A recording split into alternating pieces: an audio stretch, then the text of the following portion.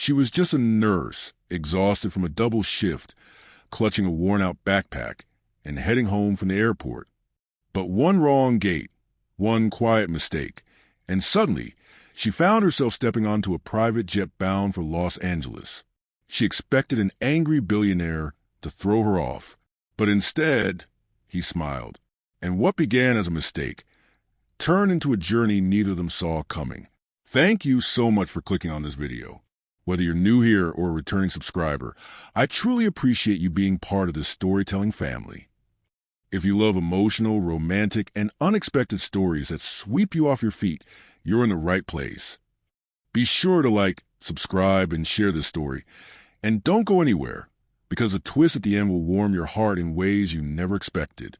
Let's dive into a story where a quiet nurse with no passport accidentally boards a billionaire's life and steals his heart in the city of love. Elena Morris rubbed her tired eyes as she hurried through the airport terminal. Her worn sneakers squeaked against the polished floor as she checked her watch for the 10th time. She was late again after working a 12-hour night shift at Memorial Hospital. She had barely made it home to shower and grab her already packed backpack before rushing to the airport. Gate 23B, she muttered to herself, squinting at the boarding pass on her phone. Her first vacation in 3 years, and she was already messing it up. Since her parents died in that car accident 2 years ago, Elena's life had become an endless cycle of work, bills, and taking care of her younger brother, Tommy. At 26, she felt like she was 46. This weekend getaway to Atlantic City with her nursing school friend Megan was supposed to be her big break. 2 days of no responsibilities, no overtime shifts, and no worrying about Tommy, who was staying with their aunt. Elena's phone buzzed with a text from Megan. "Where are you?" "They're boarding now." "Almost there," Elena texted back, though she wasn't sure where there was any more. The airport signs blurred together as exhaustion clouded her vision. 2 hours of sleep wasn't enough for anyone, especially someone who had spent the night monitoring ICU patients. Elena turned a corner and saw a small gathering of people near a doorway. That must be it, she thought. The sign above read, "Private Aviation Terminal." That didn't sound right, but she was too tired to think clearly. A woman in a crisp uniform smiled as Elena approached. "Miss Jenkins, we've been expecting you." Elena opened her mouth to correct her, but was interrupted by another uniformed staff member. "We are ready for boarding now. Mr. Carter is already on board." Elena blinked in confusion. Mr. Carter? Who was that? Before she could form a coherent question, she was being gently guided down a walkway toward an aircraft that looked nothing like the commercial plane she was used to. "Wait, I think there's been a mistake." Elena finally managed, but the flight attendant was already taking her backpack. "Don't worry about a thing," Mr. Carter said. "You might be running late." He's very understanding. The interior of the jet made Elena's jaw drop. Cream leather seats with paneling and what looked like a fully stocked bar greeted her. This was definitely not her budget flight to Atlantic City. A man sat with his back to her, looking out the window. As the door closed behind her with a pressurized whoosh, he turned.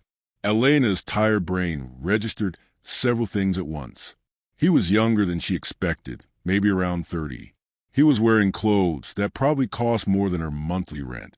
And he was strikingly handsome in a way that made her suddenly conscious of her faded jeans and simple t-shirt. His eyes widened slightly as he saw her, then narrowed in what seemed like curiosity. "You're not Vanessa Jenkins," he said. It wasn't a question. "No, I'm Elena Morris," she replied, clutching her phone like a lifeline. "And I think I just got on the wrong plane." The man's serious expression cracked, and a small smile appeared. It would seem so. The engines of the plane hummed to life, and Elena felt panic rising in her chest. "I need to get off. I'm supposed to be on a flight to Atlantic City with my friend. I'm afraid we're already cleared for takeoff," he said, gesturing to the window where the ground crew was already moving away from the aircraft. "I'm Damian Carter, by the way. Where is this plane going?" Evelina asked, sinking into the seat opposite him as her legs suddenly felt too weak to support her. "Los Angeles," Damian replied simply. "Los Angeles, as in Los Angeles, USA?" Elena's voice rose an octave. Damian nodded, studying her with interest. You really did get on the wrong plane, didn't you? I don't even have a passport, Elena exclaimed, then remembered she actually did. It was in her backpack, virtually unused since that one college trip to Canada years ago. The staff obviously thought you were my companion for the trip, Damien explained, choosing his words carefully. Vanessa Jenkins is a model I occasionally date. We were supposed to spend a weekend in Los Angeles, but it seems she's been replaced. The full reality of the situation hit Elena like a truck. She was on a private jet to Los Angeles with a complete stranger who thought she was a model, and the plane was already moving. This can't be happening, she mumbled, running her hands through her messy brown hair. I need to call Megan. I need to figure out how to get back. I need to breathe. Damien finished for her, his voice surprisingly gentle. He handed her a glass of water that seemed to appear from nowhere. Drink this. Elena took the water with shaking hands. Mr. Carter. Damien, please. Damien, I can't go to Los Angeles. I have a shift on Monday. I have my brother to take care of. I have responsibilities. Something in Damien's expression shifted at the word responsibilities. He leaned back in his seat, studying her. What do you do? Elena Morris. I'm a nurse at Memorial Hospital. She replied automatically. Intensive care unit. Damien nodded slowly. And the brother you mentioned? Tommy? He's 18. Our parents died 2 years ago, and I'm all he has. The words came out before she could stop them. Why was she telling the stranger her life story?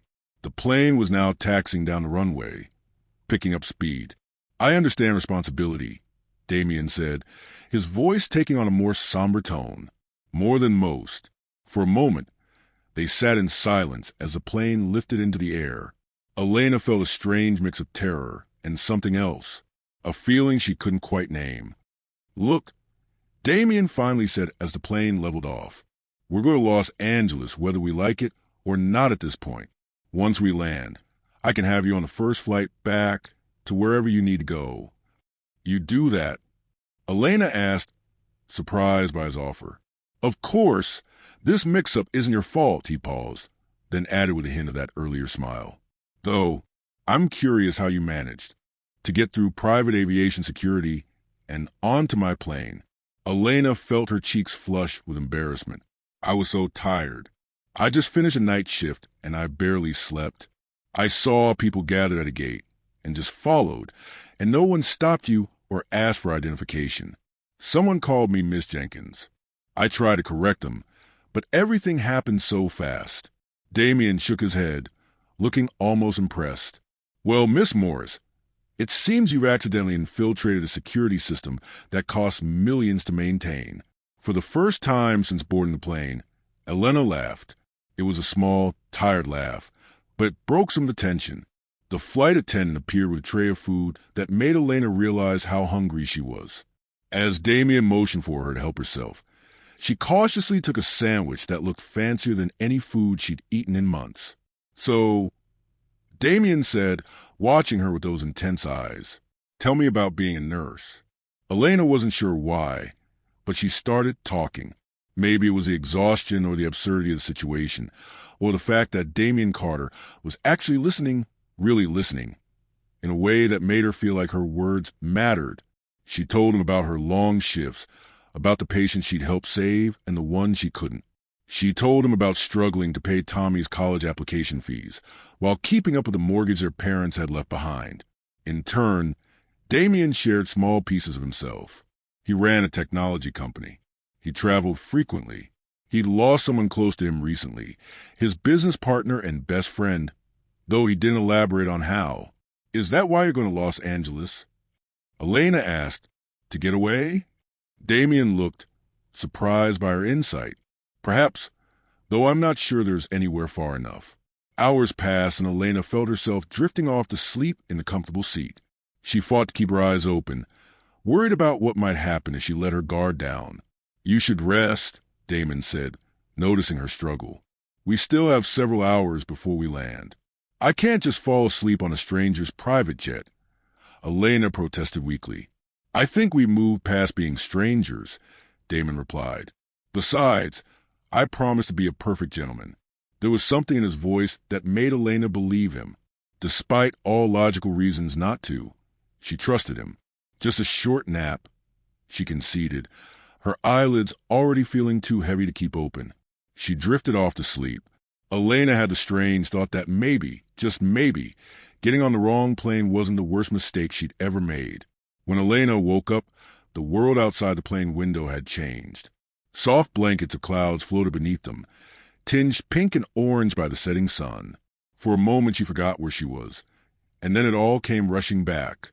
She straightened in her seat, embarrassed to find that a blanket had been placed over her while she slept.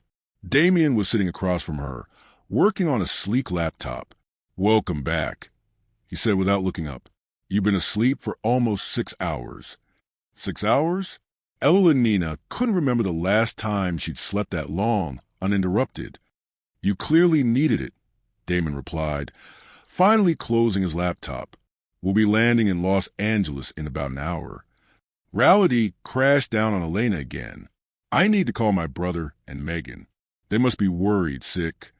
Damon handed her a phone. "International service. Take all the time you need." Elena dialed Tommy's number first, relieved when he answered right away. "Elena, where are you? Who Megan called looking for you hours ago." "Tommy, you're not going to believe this," Elena said, glancing at Damien, who had diplomatically moved to give her some privacy. "I got on the wrong plane." "The wrong plane? What does that even mean?" "It means I'm currently on my way to Los Angeles, USA."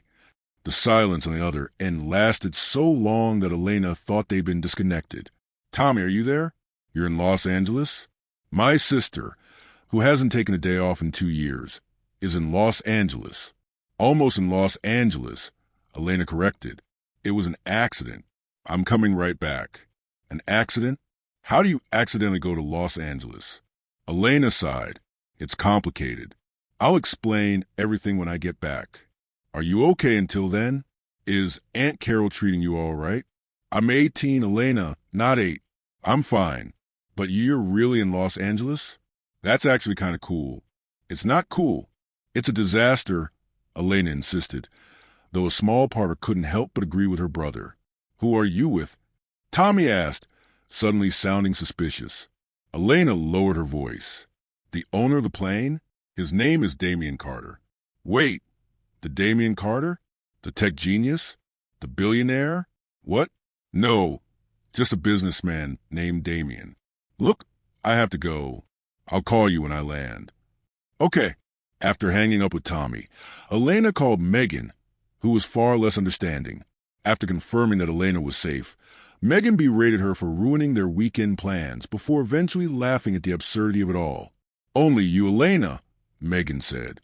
"Only you could work a double shift and then accidentally end up on a private jet to Los Angeles." When Elena finally handed the phone back to Damien, she felt slightly calmer. "Thank you. Everything okay at home?" he asked.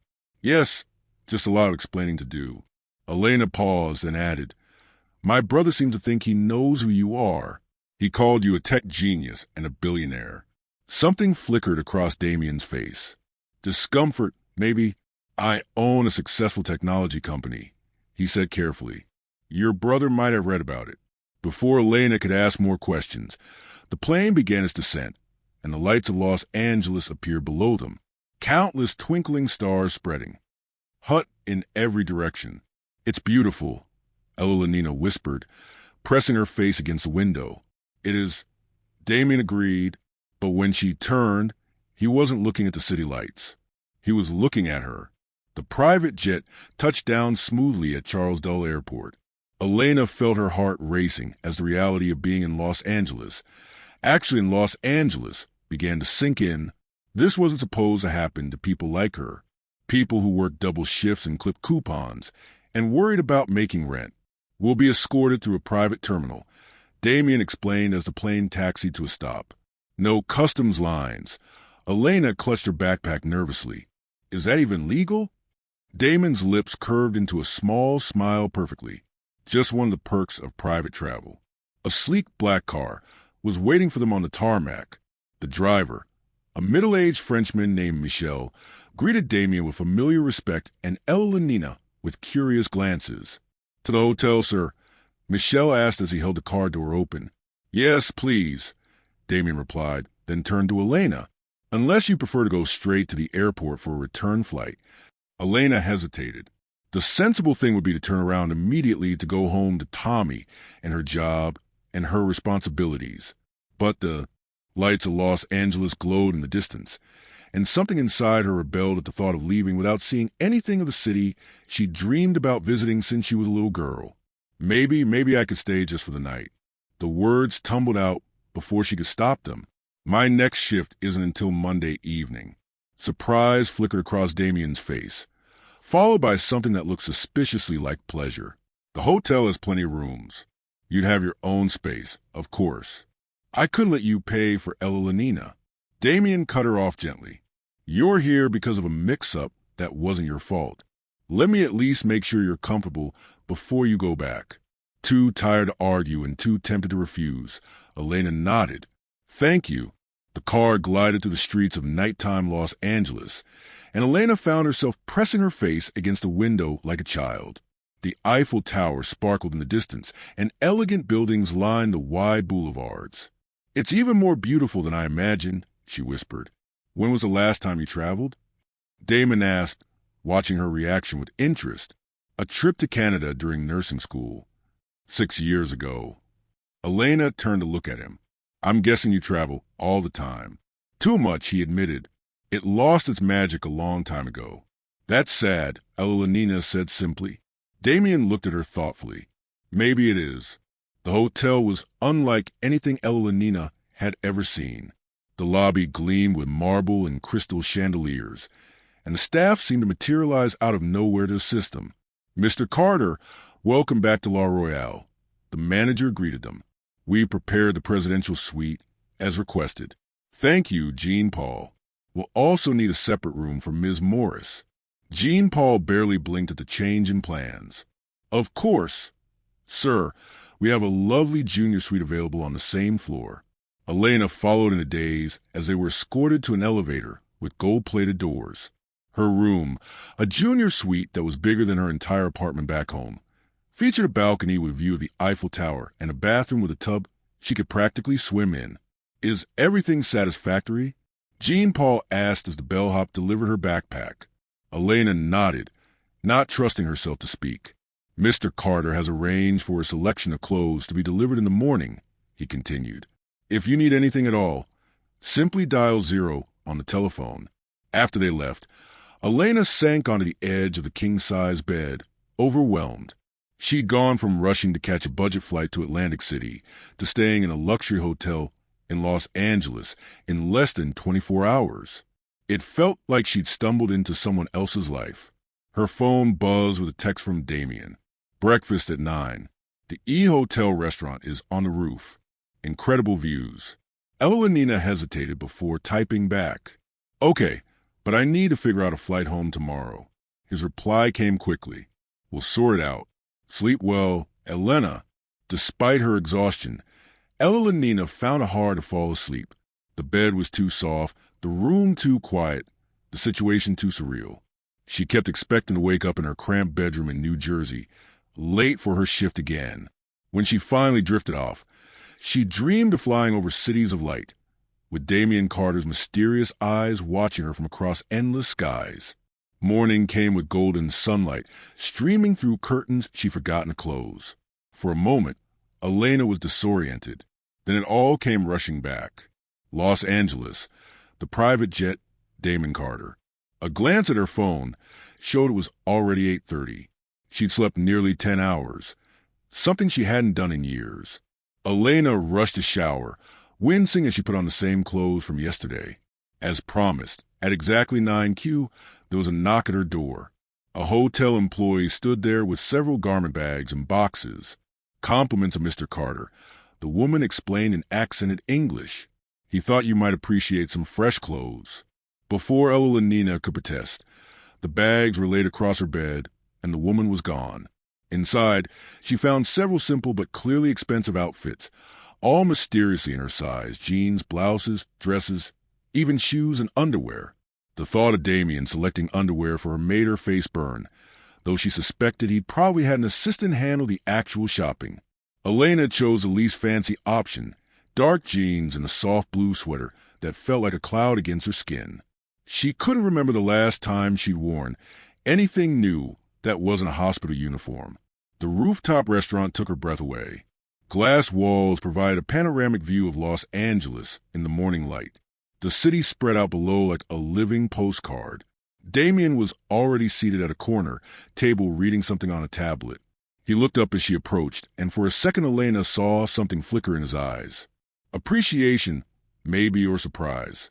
"You look rested," he said, standing to pull out her chair. "The clothes fit okay."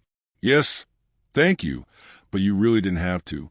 "I wanted to," he said simply, cutting off her protest.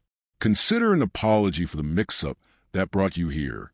A waiter appeared with coffee and freshly baked pastries that made Elena's mouth water.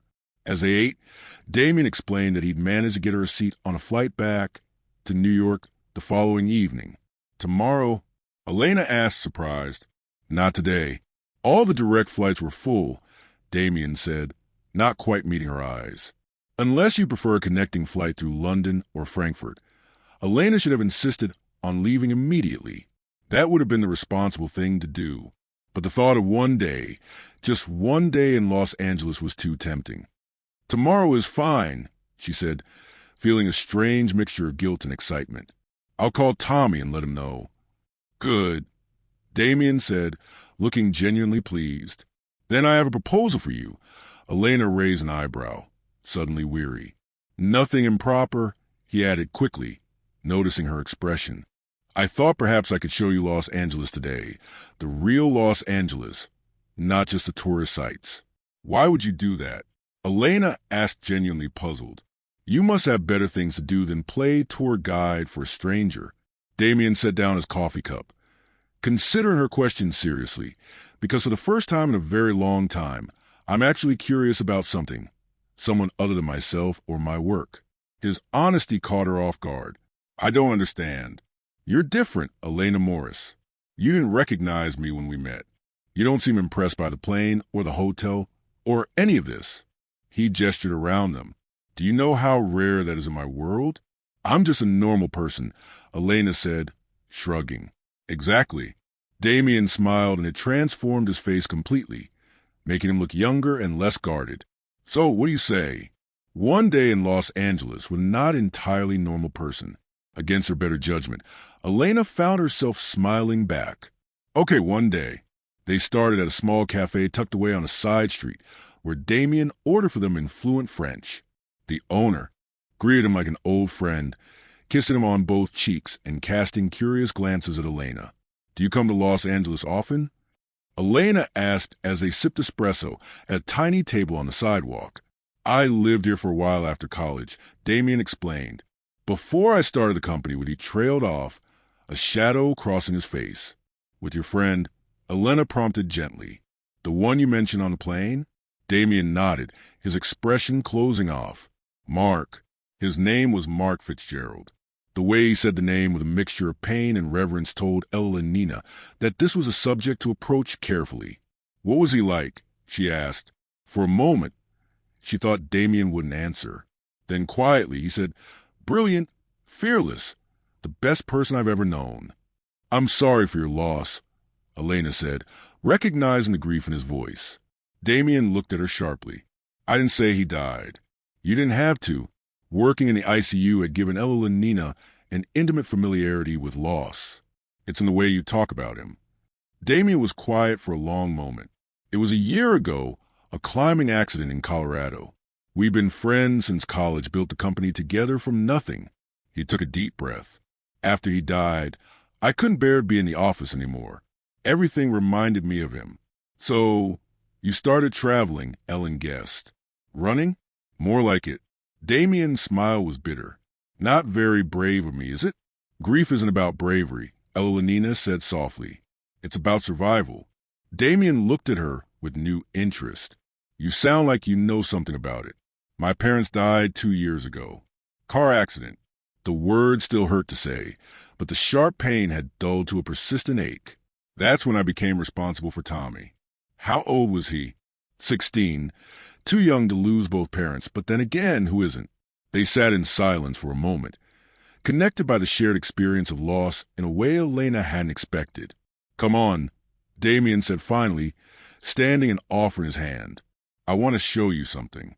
He led her through winding streets to a small hidden garden behind an ancient church. Spring flowers bloomed in wild profusion, and a stone bench sat beneath a flowering cherry tree. "I used to come here to think when I lived in Los Angeles," Damien explained.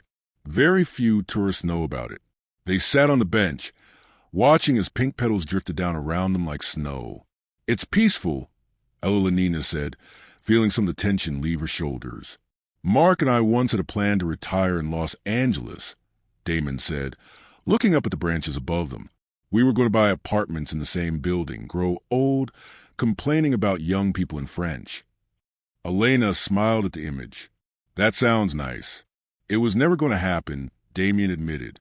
"We were both too obsessed with the company. Always one more project, one more deal." He shook his head. "Now I'd give anything to have that time back." Elena understood that feeling all too well. How many times had she picked up extra shifts, missing Tommy's soccer games or school events, always thinking there would be more time later? "We can't change the past," she said gently. "Believe me, I've tried." Damien looked at her with those intense eyes that seemed to see straight through her. "What would you change if you could?" "I'd have spent more time with my parents," Elenina admitted, "especially in those last few years. I was so busy with nursing school and then my career that I just assumed they'd always be there. That's the trap, isn't it?" Damien said quietly, "We're always looking forward, never at what's right in front of us."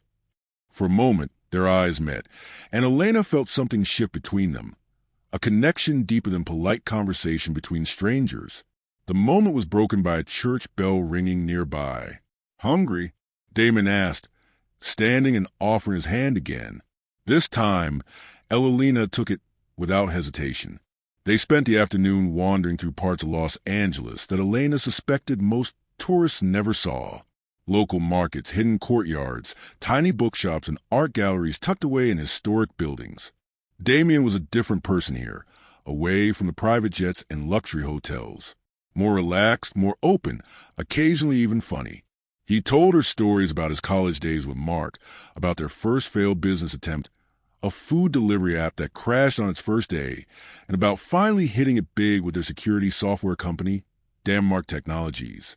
In turn, Elena shared stories about growing up in a small New Jersey town, about her decision to become a nurse after her grandmother's illness, and about Tommy's dreams of becoming a doctor.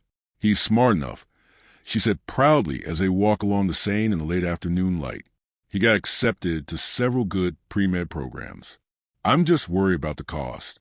"Scholarships?" Damien asked. "Some, but not enough.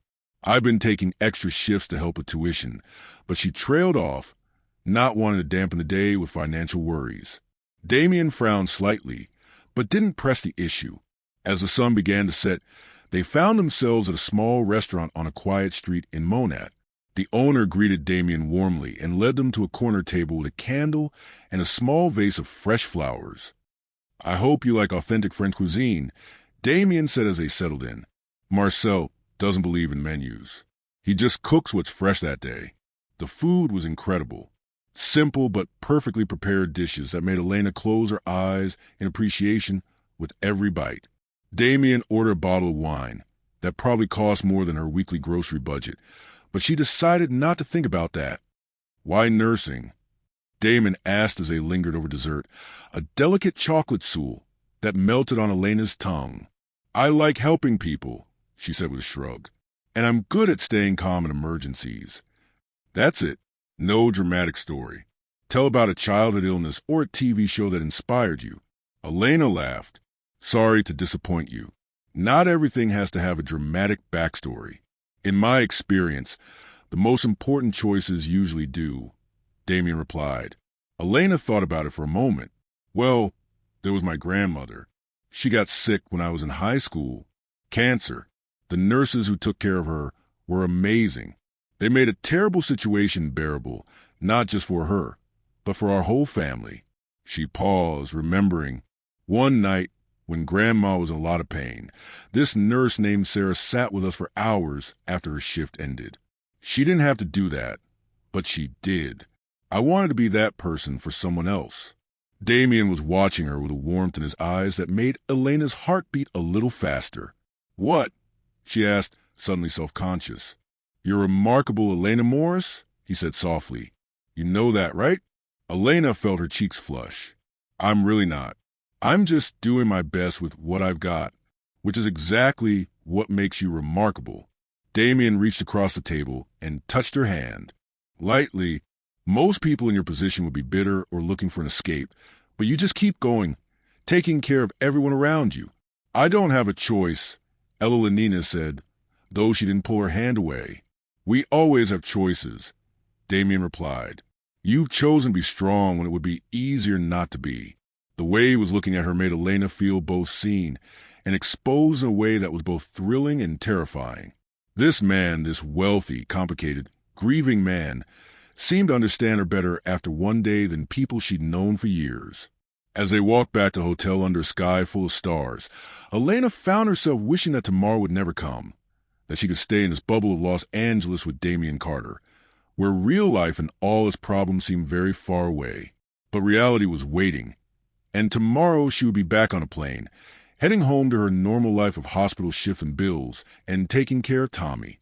This magical day would become just a strange story to tell, a memory that would seem less real with each passing year. Back at the hotel, Damien walked her to her room door. "Thank you for today," Evelina said, suddenly shy. "It was perfect."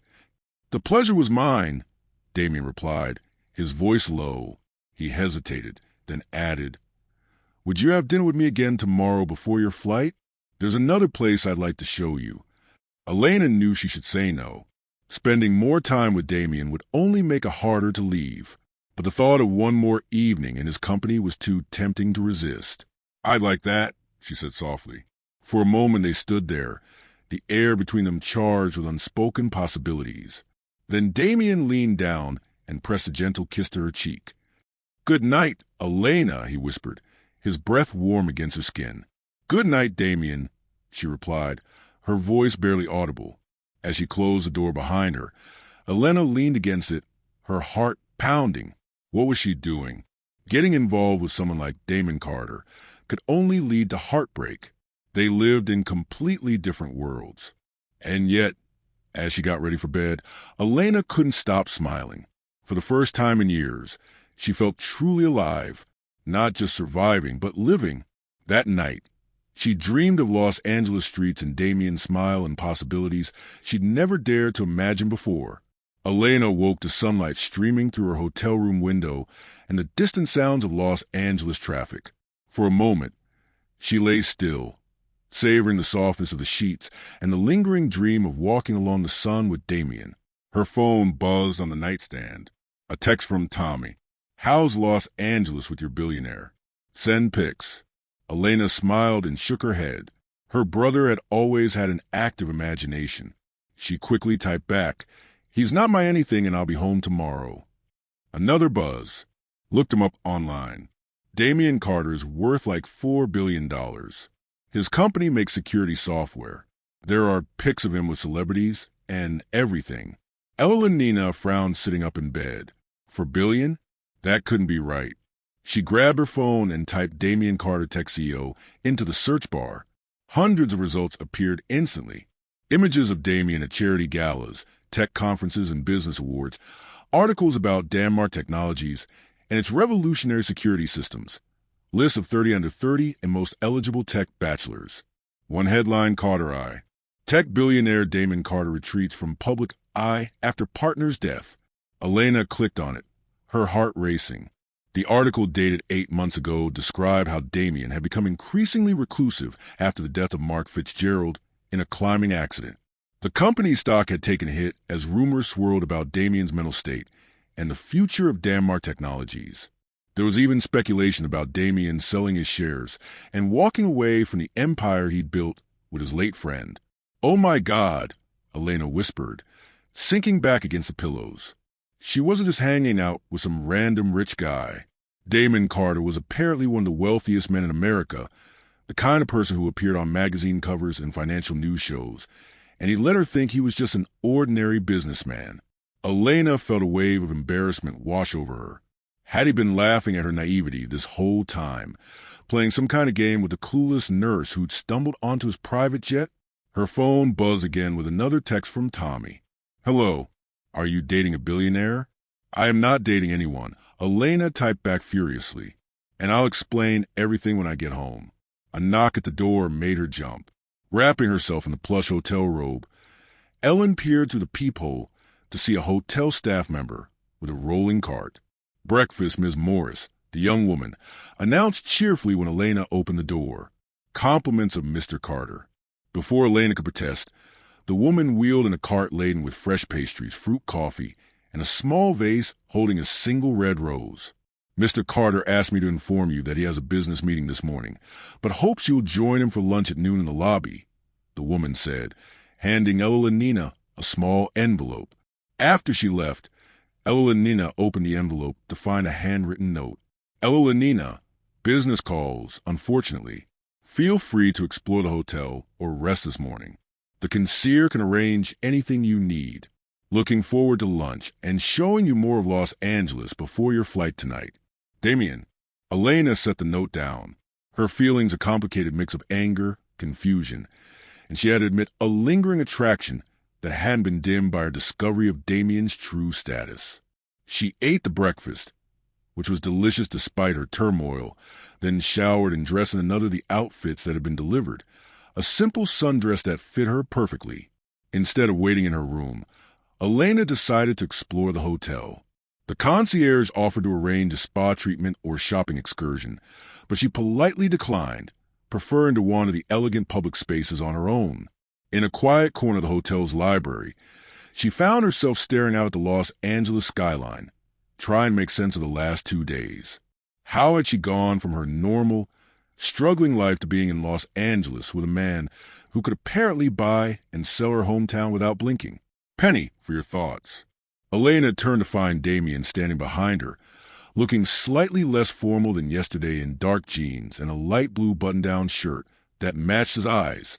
"I think they're worth a bit more than that," Elena replied, a hint of challenge in her voice.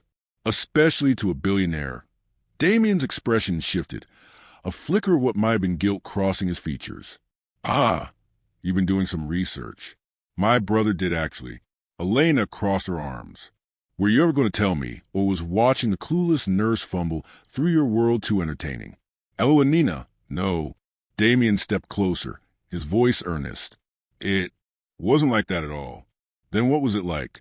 "Because from where I'm standing, you've been less than honest with me."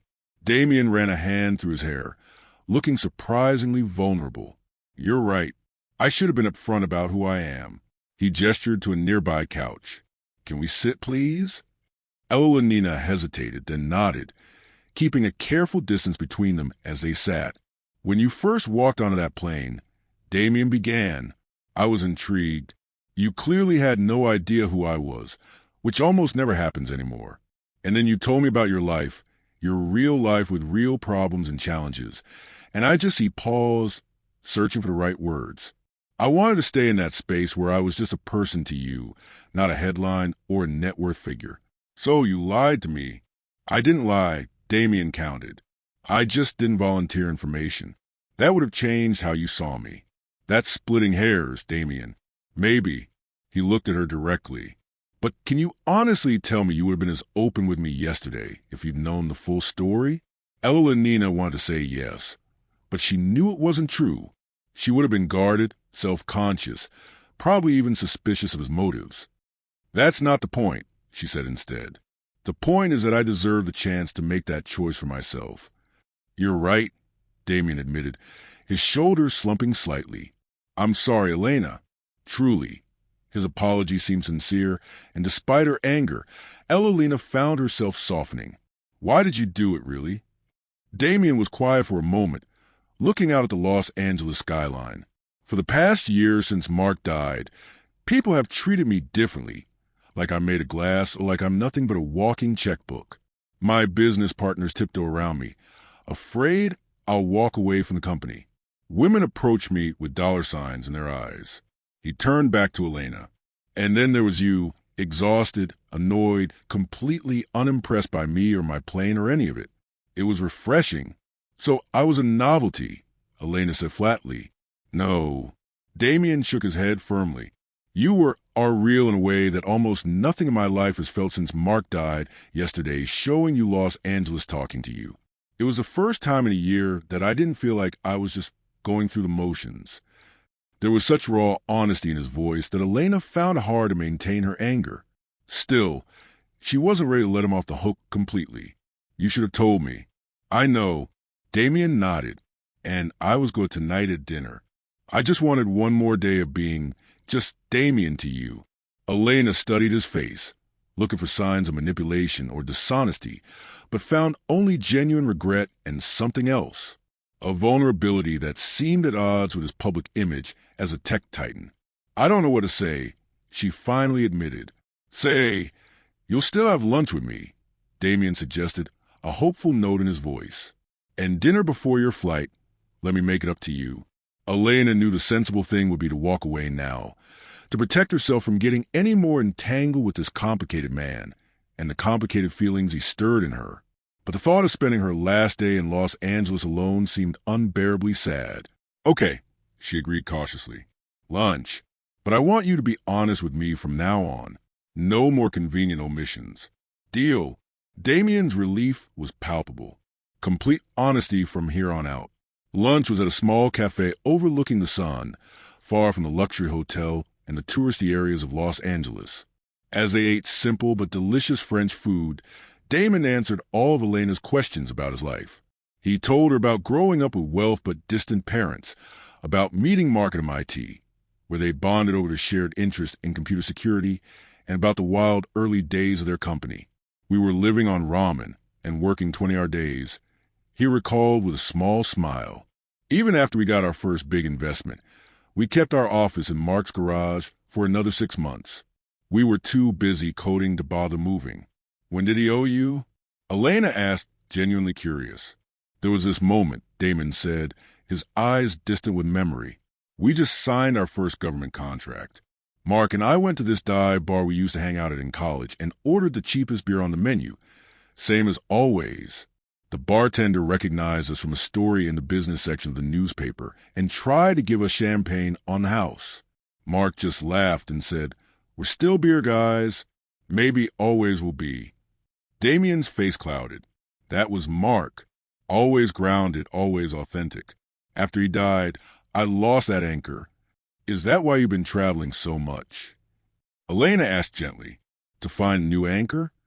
Damien looked at her with surprise, as if she'd articulated something he hadn't quite figured out himself. Maybe. I've been calling it clear in my head. But yes, I think that's exactly what I've been trying to do. They spent the afternoon walking along the sand, talking with ease that belied their short acquaintance. Ella and Nina found that knowing the truth about Damien actually made it easier to connect with him. The invisible barrier that his secret had created was gone, allowing a new kind of intimacy to develop between them. Can I ask you something personal? Damien said as they paused on a bridge to watch a tour boat pass below them. After everything we've talked about today, I think that's allowed. Elena replied with a small smile. Why haven't you moved on from that hospital in New Jersey? With your skills and experience, you could work anywhere, make more money. Ella and Nina leaned against the railing, considering question. It's complicated. After my parents died, I needed stability for Tommy. Changing jobs, maybe moving to a new city. It just seemed like too much upheaval when our lives had already been turned upside down. And now, Tommy's 18, almost in college. Now there's a financial reality, Elena admitted. I've been at Memorial long enough to have decent seniority, good shifts. Starting over somewhere else might mean more money eventually, but in the short term, it would be a risk. And I can't afford risks right now. Not with Tommy's tuition. To think about. Damien nodded thoughtfully. You've sacrificed a lot for your brother. It's not a sacrifice when it's someone you love, Elena said simply. Still, Damien persisted, don't you ever think about what you want for yourself? Dreams you've put on hold. The question hit closer to home than Elena was comfortable with. Of course, she had dreams. Travel, further education, maybe even a relationship someday with someone who understood her complicated life. But those things had seemed so far out of reach for so long that she'd gotten used to not thinking about them sometimes, she admitted. But dreams don't pay the bills. They could, Damien said quietly, with the right support. Elena tensed, immediately understanding what he was suggesting. I don't want your money, Damien. I know you don't. He replied quickly. That's not what I meant. Then what did you mean? Damien seemed to struggle with his words, which was unusual for him. I meant that maybe there's a way for you to have both stability and dreams. Before Elena could respond, a street musician nearby began playing a hauntingly beautiful melody on a violin. The moment shifted, the conversation suspended in the notes of the music. As evening approached, they made their way to Montmartre, climbing the steps to the highest point in Los Angeles. The city spread out below them, beginning to twinkle with lights as the sky darkened. Your flight leaves in 3 hours, Damien said, breaking the comfortable silence that had fallen between them. We should probably head back to the hotel soon, so you can get your things. Elena nodded, a heaviness settling in her chest at the thought of leaving. These 2 days in Los Angeles with Damien had been like a beautiful dream, but reality was waiting back home. Hospital shifts, bills, and the day-to-day struggles that defined her life. Thank you, she said softly, for everything. This has been more than I ever imagined. Elena, Damien turned to face her, his expression serious. What if you didn't get on that plane tonight? She blinked in surprise. What? Stay, he said, the word holding more weight than its single syllable suggested. Stay in Los Angeles with me. Damien, I can't just why not? He stepped closer, his eyes intense. Tommy's with your aunt. You're not on shift until Monday evening. That's 2 more days. Elena's heart raced at the possibility. 2 more days in Los Angeles. 2 more days with Damien. I don't know. I have a house here, Damien continued, just outside the city. It's peaceful. We could go there, spend some time away from everything, get to know each other better. The offer was tempting. So tempting that Elena almost said yes immediately. But a warning voice in the back of her mind held her back. Damien, we live in completely different worlds, she said gently. Whatever this is between us, it can't go anywhere real. Why not? He challenged. Because I have money and you don't. That's just a circumstance. Elena, not a definition of who we are. It's not that simple and you know it, Elena countered. Your life is private jets and luxury hotels and business empires. Mine is hospital shifts and student loans and making ends meet. Those are just details, Damien insisted, taking her hands in his. They don't have to define us or what we could be to each other. Elena pulled her hands away, suddenly afraid of how much she wanted to believe him. They're not just details, Damien. They're realities. And the reality is that I have responsibilities that I can't walk away from, not even for this. She gestured between them, not quite able to name what this was. Attraction, connection, the beginning of something that might be love if given time to grow. Damien's face fell, disappointment clear in his eyes. I understand responsibilities. Helena, I'm not asking you to abandon them. I'm just asking for a little more time. Time for what? Elena asked, her voice barely above a whisper. Time to see if what I'm feeling for you is real, Damien answered honestly. Because it feels real, Elena. More real than anything has felt in a very long time. Elena's breath caught in her throat, the intensity in his eyes, the vulnerability in his voice. They matched the confusing storm of emotions in her own heart. I'm scared, she admitted, the words slipping out before she could stop them. Of what? Of letting myself believe in this, in you, in us? Elena took a shaky breath. What happens when I go back to real life and you realize that the struggling nurse from New Jersey doesn't fit into your world after all? That won't happen, Damien said firmly. You can't know that, Elena countered. I know how I feel when I'm with you, Damien said, moving closer again. I know that for the first time since Mark died, I'm thinking about the future instead of just trying to escape the past. He reached up to touch her cheek gently. Stay, Elena. Not forever. Just 2 more days. See where this might lead. Evelina closed her eyes, leaning slightly into his touch. Everything in her wanted to say yes to grab this unexpected chance at something beautiful and hold on tight, but she'd spent 2 years being the responsible one, putting everyone else's needs before her own. Could she really be selfish this once? "What about Tommy?" she asked, her practical nature asserting itself even now. "Call him," Damien suggested. "Make sure he's okay with your aunt for 2 more days. I can arrange for you to be back by Monday afternoon. Plenty of time before your shift." It was a reasonable solution, addressing her main concern. What was holding her back now was just fear. Fear of the unknown. Fear of getting hurt. Fear of losing herself in Damien's world. Elena hesitated, standing on the precipice of a decision that felt momentous in ways she couldn't fully articulate. The lights of Los Angeles seemed to wink at her encouragingly from below, as if the city itself was urging her to take this chance, to choose something unexpected and potentially wonderful, even if just for a little while. "Okay," she finally whispered. 2 more days. The smile that broke across Damien's face was like sunrise, warm and full of promise. He pulled her gently into his arms, holding her as if she were something precious. "You won't regret it," he murmured against her hair. Elena wasn't sure if that was true, but as she stood there in his embrace, with Los Angeles spread out below them and the stars appearing overhead, she knew one thing for certain. She would have regretted walking away. As they made their way back down the hill, hand in hand, Evelina felt like she was stepping into a new version of her life, one where dreams weren't just distant impossibilities, but real, tangible things within her grasp. She called Tommy from the car, explaining her change of plans without going into detail about her feelings for Damien. To her surprise, her brother was entirely supportive. "Are you kidding? Stay in Los Angeles. Aunt Carol's fine, and I've got study group all weekend anyway." There was a pause. Then Tommy added more seriously, "You deserve this, Elena. You've put your life on hold for me long enough." His words brought tears to her eyes. When had her little brother become so perceptive, so mature? "I love you, Tommy," she said, her voice thick with emotion.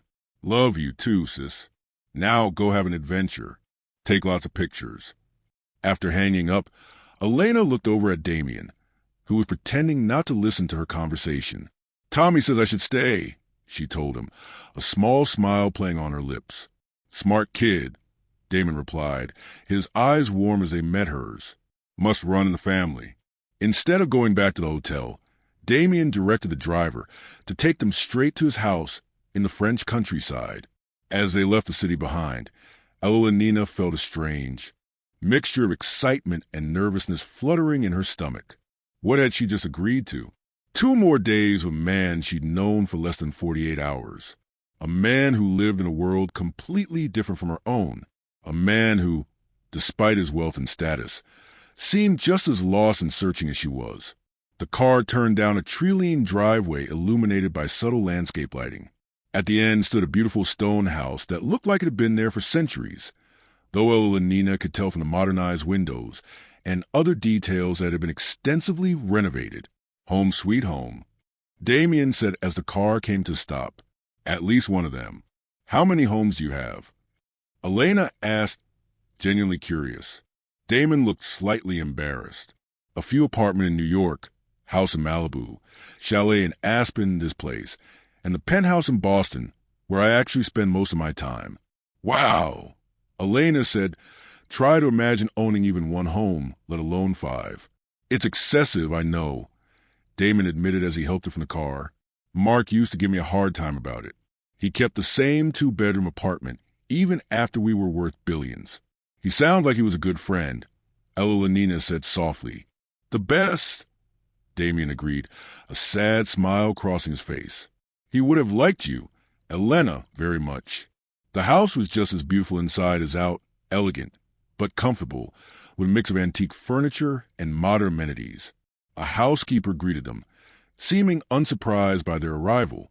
"Madame Bertrand keeps the house ready for me," Damien explained as the older woman took their coats. "She lives in the guest house with her husband who manages the grounds." After a light dinner prepared by Madame Bertrand, Damien gave Elena a tour of the house. The library, with its floor-to-ceiling bookshelves and comfortable reading nooks, was her favorite room. "This is amazing," she said, running her fingers along the spines of leather-bound classics.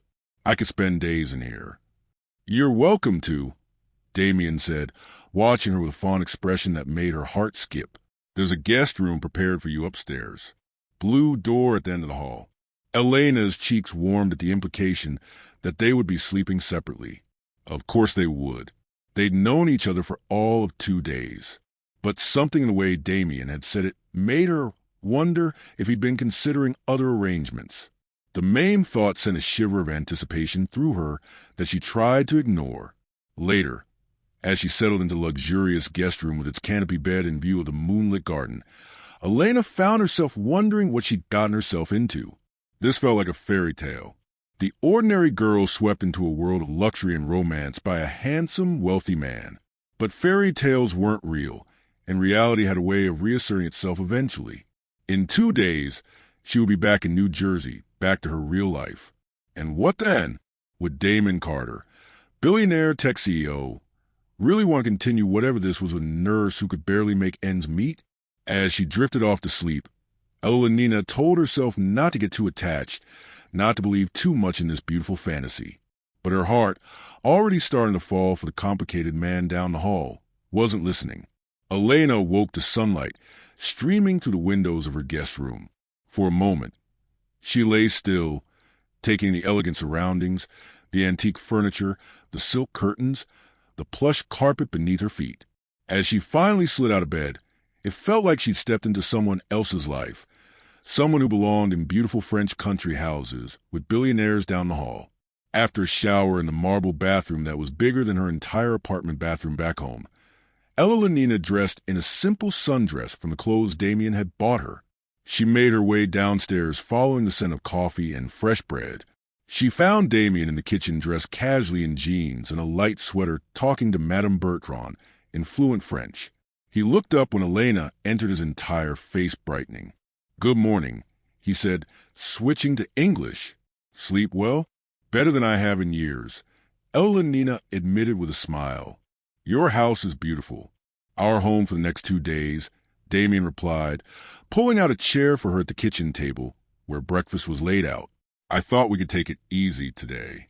There's a farmer's market in the village if you'd like to explore, or we could just relax here.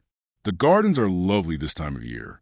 The casual way he spoke about their time together, as if it were the most natural thing in the world for her to be here with him, made Elena's heart flutter. It was dangerous. How quickly she was getting used to his presence, his attention, his world. "The market sounds nice," she said, helping herself to a croissant that looked and smelled heavenly. "I've never been to a real French farmer's market." "Then that's what we'll do," Damien said, pouring her a cup of coffee. After breakfast, of course. The village was like something from a postcard.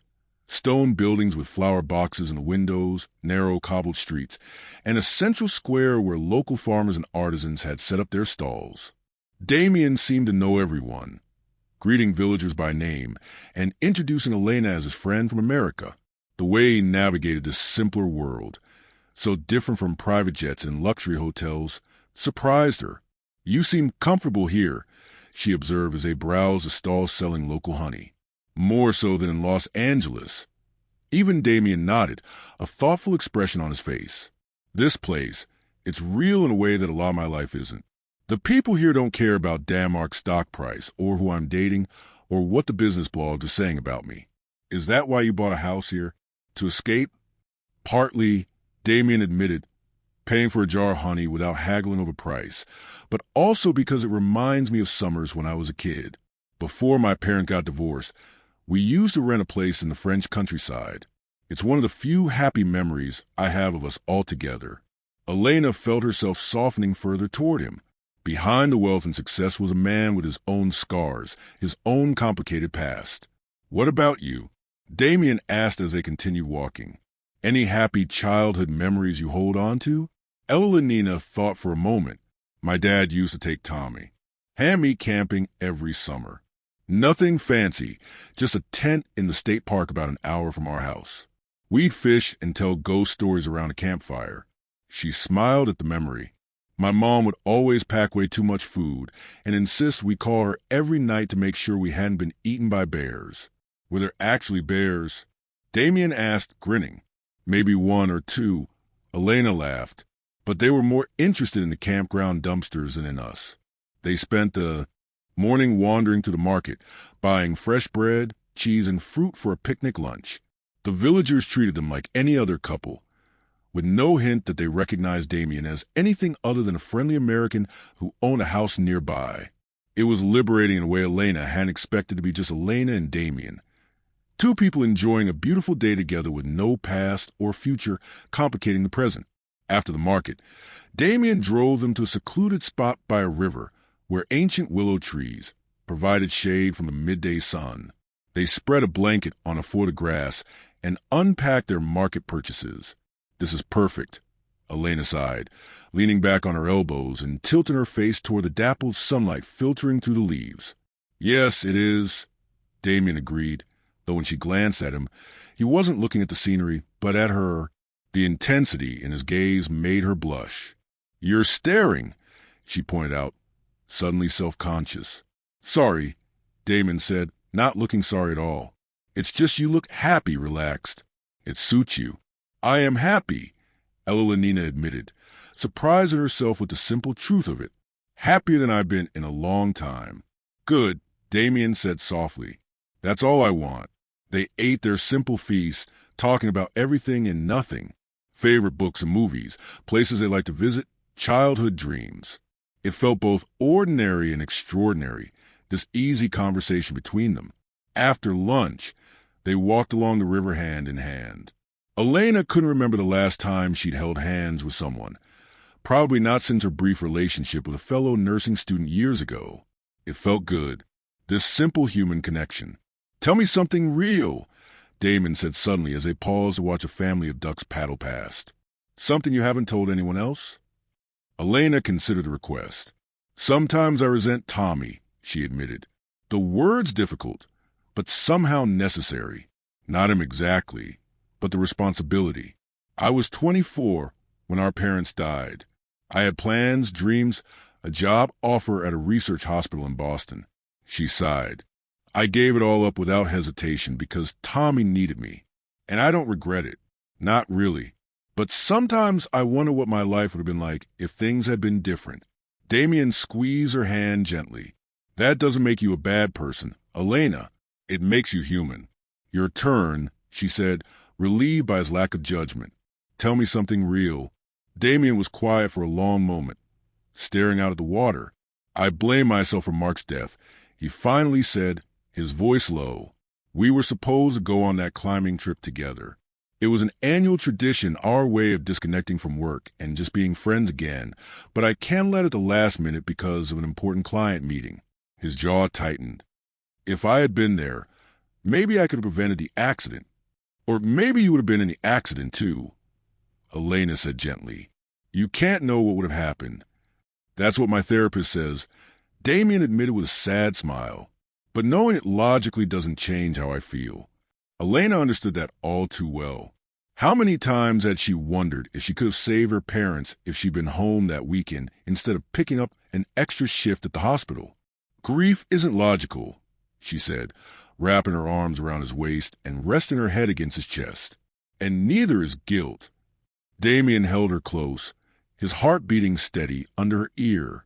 For a long moment, they simply stood there by the river, two wounded people finding comfort in each other's understanding.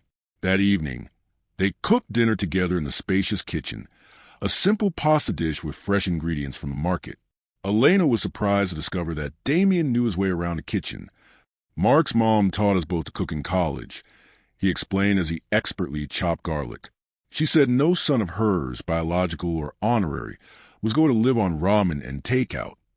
She sounded like a wise woman, Elena said, grating Parmesan cheese. She was, Damon agreed. She died about 5 years ago. Cancer. He paused in his chopping. Mark took it hard. He was an only child, and after his dad left when he was a kid, it was just the two of them. I'm sorry, Elena said softly. Damien nodded, then continue preparing the meal. That's why I understood what you were going through with Tommy. Mark talked a lot about what it was like losing his only parent, how it changed everything. The parallels between their experiences struck Elena anew. Despite their vastly different circumstances, there was a core shared understanding between them of loss, of responsibility, of having to redefine who you were in the aftermath of tragedy. After dinner, they settled in the library with glasses of wine, sitting close together on a comfortable sofa. A fire crackled in the fireplace, casting a warm glow over the room. "This doesn't feel real," Elena confessed, looking around at the beautiful room with its shelves of leather-bound books.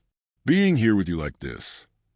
"It is real," Damon assured her, his arm draped casually across her shoulders. "Maybe more real than anything else in my life right now. But tomorrow I go back to New Jersey," Elena reminded him. "Back to hospital shifts and bills and real life." Damien was quiet for a moment, swirling the wine in his glass. "What if there was a way to combine our worlds?" He finally asked. "Your real life and whatever this is between us." Elena's heart skipped. "What do you mean?" "I mean," Damien set his glass down and turned to face her. "Elena, I know we've only known each other for 3 days. I know this is fast and probably crazy, but there's something between us that I haven't felt in a very long time, maybe ever, and I don't want to lose it when you get on that plane tomorrow." "I don't want to lose it either," Elena admitted, her voice barely above a whisper. "But I don't see how this works, Damien. Your life is here and in Boston and New York and wherever your business takes you. Mine is in New Jersey with Tommy and my job. I can come to New Jersey," Damien said, as if it were the most obvious solution in the world. "I can work from anywhere, and you could visit me sometimes, weekends, days off." The idea was tempting, so tempting that Elenina was afraid to believe it could be real. "Long-distance relationships are hard enough when both people live normal lives," she pointed out. "Add in our differences, and I just don't know." "What differences?" Damien challenged, taking her hands in his. "So I have money and you don't. So what?" "That's circumstance, not character." "It's not just the money," Elenina tried to explain. "It's the worlds we live in, the expectations, the possibilities." "Tell me what you're really afraid of," Damien said softly. Elena looked into his eyes, finding the courage to be completely honest. "I'm afraid that once the novelty wears off, once you've had your fill of real life with a struggling nurse from New Jersey, you'll move on and I'll be left, picking up the pieces of my heart while you jet off to your next adventure." Damien's expression softened with understanding. "Elenina, you're not a novelty to me." Yuri paused, searching for the right words. "You're like coming up for air after being underwater for too long. You make me feel alive again, connected, like maybe there's still good in the world worth fighting for." His words touched something deep inside her, a place that had been closed off since her parents died, a place where hope lived. "I'm scared," she admitted. "Me, too," Damon confessed, surprising her. "I'm terrified of messing this up, of not being good enough for you, of dragging you into a world that might hurt you. But I'm more afraid of letting you go without even trying to make this work." He reached up to cup her face gently. "I'm not asking for promises, Elena. I'm just asking for a chance for both of us." The tenderness in his touch, the sincerity in his voice, they were Elena's undoing. She leaned forward, closing the small distance between them, and pressed her lips to his. Damien responded immediately, his arms wrapping around her as he deepened the kiss. It was gentle at first, then increasingly urgent, as if they were both trying to communicate everything they couldn't yet say in words. When they finally pulled apart, both slightly breathless, Damien rested his forehead against hers. "Is that a yes?" he asked, a hint of his usual confidence returning. Elena smiled, feeling lighter than she had in years. "It's a let's try," she clarified. "One day at a time." "I'll take it," Damien murmured before kissing her again. Later that night, as they stood at the threshold of her guest room, there was a moment of uncertainty. The attraction between them was undeniable, but Elenina wasn't ready to take that step yet, not when everything was still so new, so fragile. "Good night, Damien," she said softly, placing a gentle kiss on his cheek. He seemed to understand without her having to explain. "Good night, Elena," he replied, squeezing her hand before letting her go. "Sweet dreams." As she closed the door, Elena leaned against it, her heart full of conflicting emotions, excitement, fear, hope, and something deeper that she wasn't quite ready to name. Their last day in USA dawned bright and clear. They spent it exploring the countryside around Damien's house, visiting a small chateau, having lunch at a centuries-old vineyard, and walking through fields of wildflowers that stretched as far as the eye could see. It was a perfect day made bittersweet by the knowledge that it would end with Elena on a plane back to New Jersey. As the afternoon waned, they returned to the house to collect Elena's few belongings before the drive to the airport. In her room, she found a small wrapped package on the bed with a note in Damien's handwriting. "Something to remember our time in Los Angeles. D." Inside was a delicate silver necklace with a small pendant shaped like the Eiffel Tower. It was beautiful, but not ostentatious. Exactly the kind of thing Elena would have chosen for herself if she could have afforded such a luxury. She put it on immediately, the pendant resting just above her heart. It felt right there, a tangible reminder of these magical days. Downstairs, Damien was waiting in the foyer, her backpack already in hand. His face brightened when he saw the necklace. "You like it?" he asked, looking uncharacteristically uncertain. "It's perfect," Elena assured him, touching the pendant gently. "Thank you." The drive to the airport was quiet, both of them lost in their own thoughts. As they approached the terminal, Damien finally broke the silence. "I've arranged for a private lounge where we can wait until boarding," he said. "Unless you prefer the main terminal." Elena shook her head. "The lounge is fine." The thought of saying goodbye to Damien in a crowded airport terminal was too much to bear. The private lounge was luxurious, but tasteful, with comfortable seating and large windows overlooking the runways. A staff member discreetly took Elena's boarding pass, promising to let them know when it was time to board. Once they were alone, Damien pulled Elena into his arms, holding her close as if trying to memorize the feel of her. "I've arranged for a car to meet you at JFK," he said against her hair. "It will take you straight home." "You didn't have to do that," Elena protested weakly. "I wanted to," Damien replied, pulling back to look into her eyes. "It's the least I can do. When will I see you again?" Elena asked a question that had been weighing on her mind all day. "I have meetings in Boston through Wednesday," Damien said. "But I could fly to New Jersey on Thursday evening, if that works for you." The idea that he would rearrange his schedule to see her so soon made Elena's heart swell. Thursday would be perfect. "I'm off Friday." "Then it's a date," Damien said, a smile spreading across his face. "Our first official date. What would you call the past 3 days?" Elena asked, raising an eyebrow. "The prologue," Damien replied, kissing her lightly. "The best prologue I've ever read." The announcement that her flight was boarding came all too soon. As they walked toward the gate, Damien kept a possessive arm around her waist, as if reluctant to let her go, even for a moment. At the security checkpoint, the furthest point Damien could accompany her, they stopped. This was it, the end of their fairy tale interlude, and the beginning of whatever came next.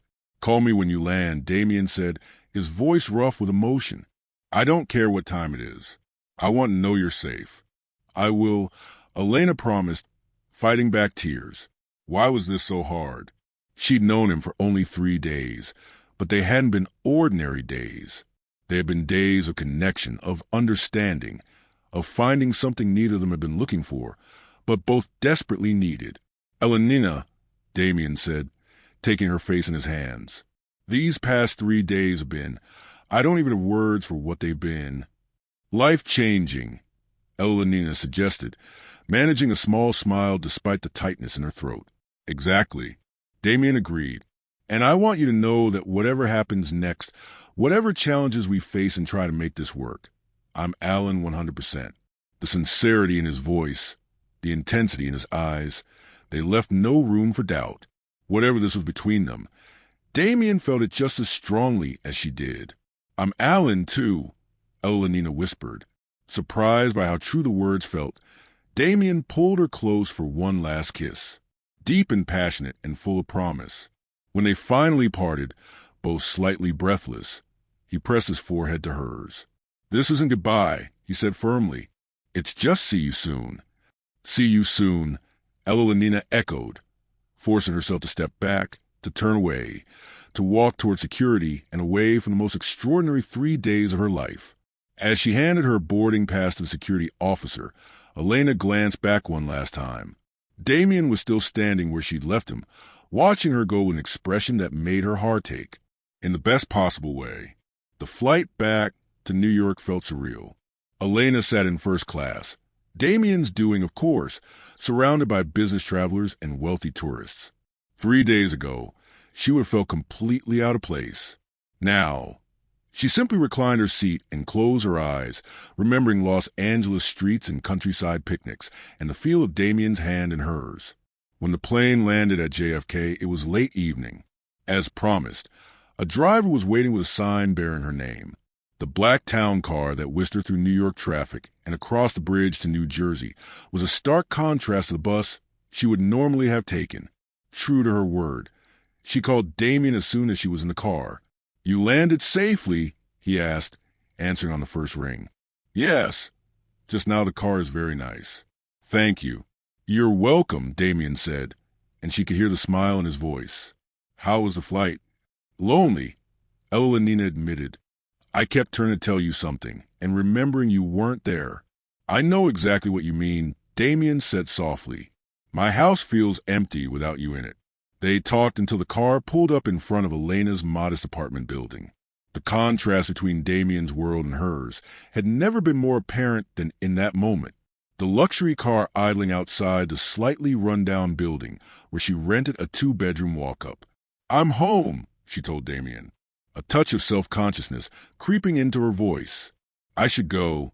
Tommy's probably waiting up." "Of course," Damien said. "Call me tomorrow." "I will," Elena promised. "Good night, Damien." "Good night, Elena. Sweet dreams."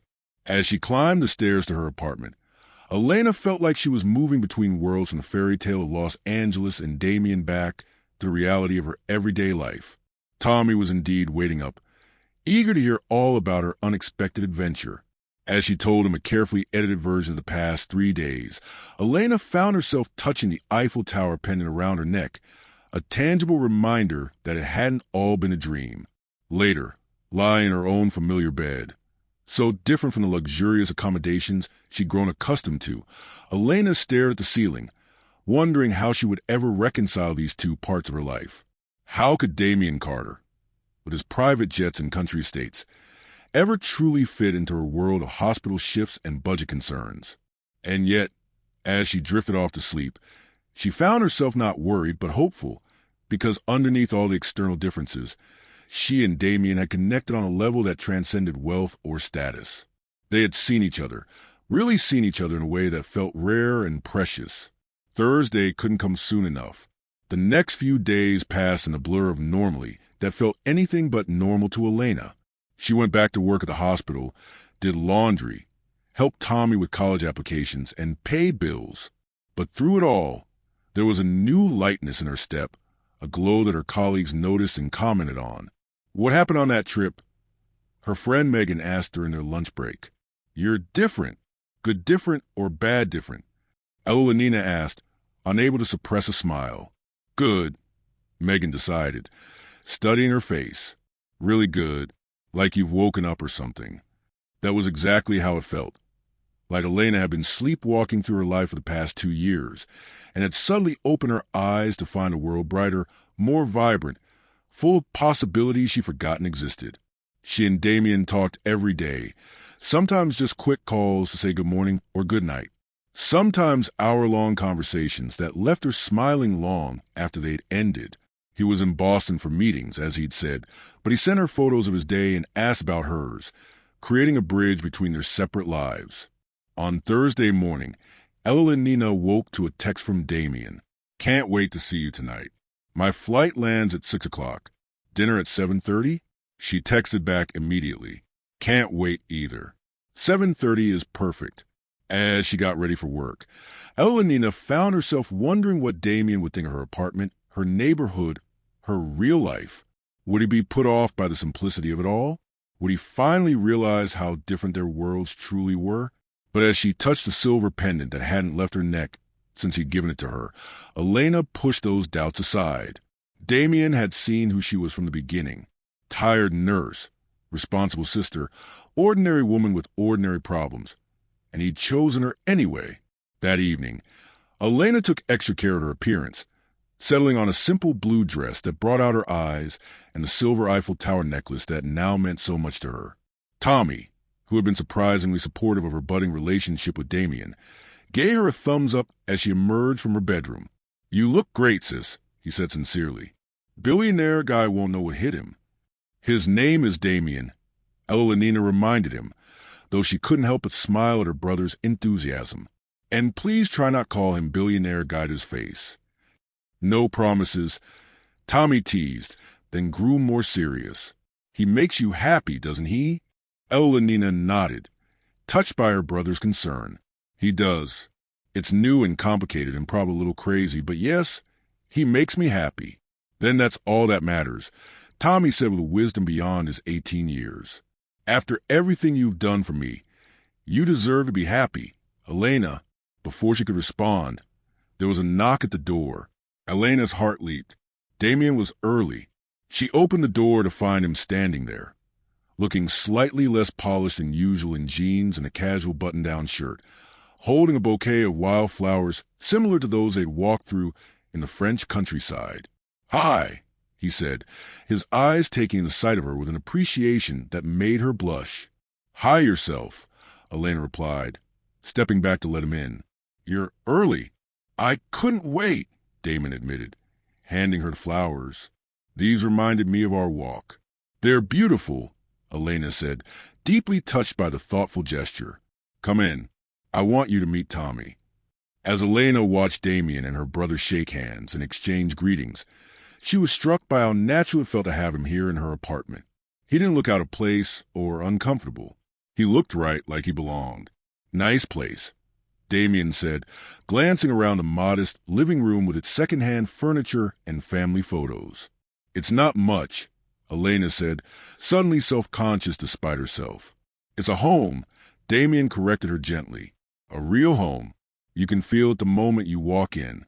The simple observation, so sincere and appreciative, eased some of the tension. Elena hadn't even realized she was carrying. This was who Damien was, beneath the wealth and privilege, a man who understood what truly mattered. Exhausted nurse Elena Morris stumbles onto a private jet and into billionaire Damien Carter's world. A twist of fate sends her soaring toward a life she never imagined. But will reality bring her back down? Before we get into the story, comment below where in the world you are watching from today. They went to a small Italian restaurant in Elena's neighborhood, a family-owned place where the pasta was homemade, and the owner knew Elena by name. It wasn't fancy or expensive, but the food was excellent and the atmosphere warm and inviting. "This is perfect," Damon said as they settled into a corner booth. "Exactly the kind of place I was hoping." "You choose." "Really?" Evelina asked, surprised.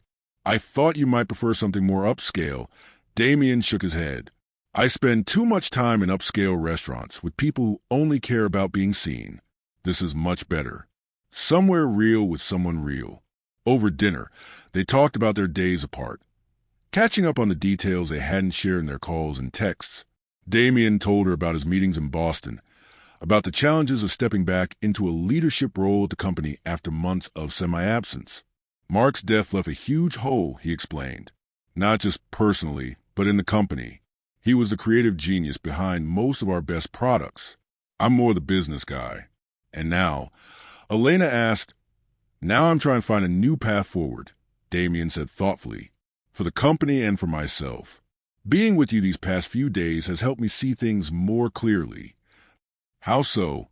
"You remind me that there's more to life than work, than success, than money," he explained. "Watching you talk about your patients, your brother, it's obvious that you find meaning in caring for others.